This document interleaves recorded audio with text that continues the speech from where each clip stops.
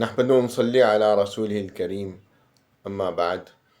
یہ حضرت عرباض رضی اللہ تعالیٰ عنہ نے بہت پیاری روایت نبی کریم صلی اللہ علیہ وسلم سے روایت کی ہے، سنن ابی داود میں حدیث نمبر 4607۔ عرباض بن ساریہ رضی اللہ عنہ کہتے ہیں، وعظنا رسول اللہ صلی اللہ علیہ وسلم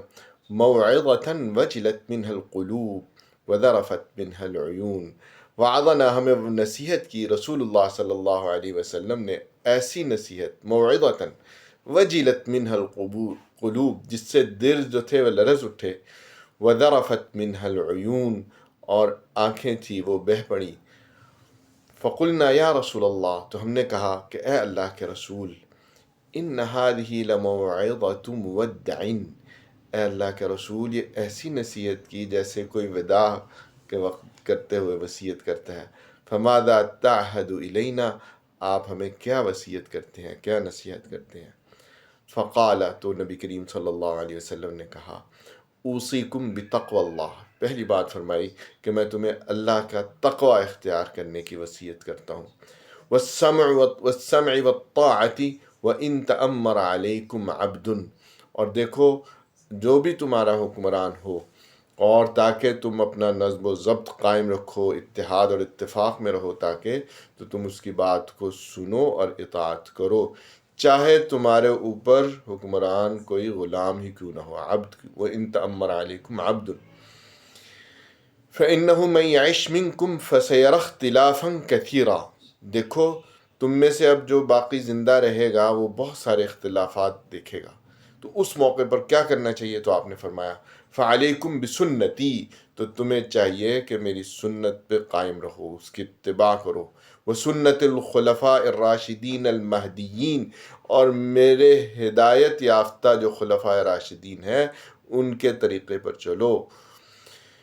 تمسکوا بہا وعضوا علیہا بالنواجذ، دیکھو مضبوطی سے پکڑ لینا ان کے رستے کو، یعنی میری سنت کو اور میرے خلفاء راشدین مہدیین کے طریقے کو اور ان کے طرز عمل کو مضبوطی سے پکڑ لینا، اور وعضوا علیہا بالنواجذ، اتنی مضبوطی سے کہ جیسے دانتوں سے آپ پکڑ لیتے ہو نوالے کو، کسی چیز کو۔ وَإِيَّاكُمْ وَمُحْدَثَاتِ الْأُمُورِ، اور کہا کہ دیکھو خبردار، بہت زیادہ بچنا جو نئی نئی چیزیں پیدا ہو جائیں گی دین کے اندر۔ فَإِنَّ كُلَّ بِدْعَةٍ ضَلَالَةٍ، دیکھو ہر بدعت جو ہے وہ گمراہی ہے، یعنی جو بھی دین کے اندر کوئی نئی چیز کوئی پیدا کرے اور یہ کہے کہ بس بڑی اچھی ہے اور بڑی خوبصورت، کہا کہ نہیں، اس کو مت لینا،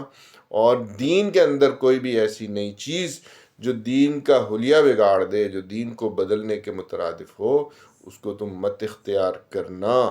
دین کے نام پر جو تمہیں دین کی طرف بلائے لیکن وہ دین نہ ہو، اللہ اور رسول سے ثابت شدہ چیز نہ ہو، تو کہا کہ وہ بدعت ہے۔ وَكُلُّ بِدْعَةٍ ضَلَالَةٍ، بدعت کی جو علماء تعریف بتاتے ہیں، وہ بدعت کوئی بھی ایسی بات، نئی بات دین کے اندر جو نبی کریم صلی اللہ علیہ وسلم سے ثابت نہیں ہے، اس کو اختیار کیا جائے، وہ بدعت ہے۔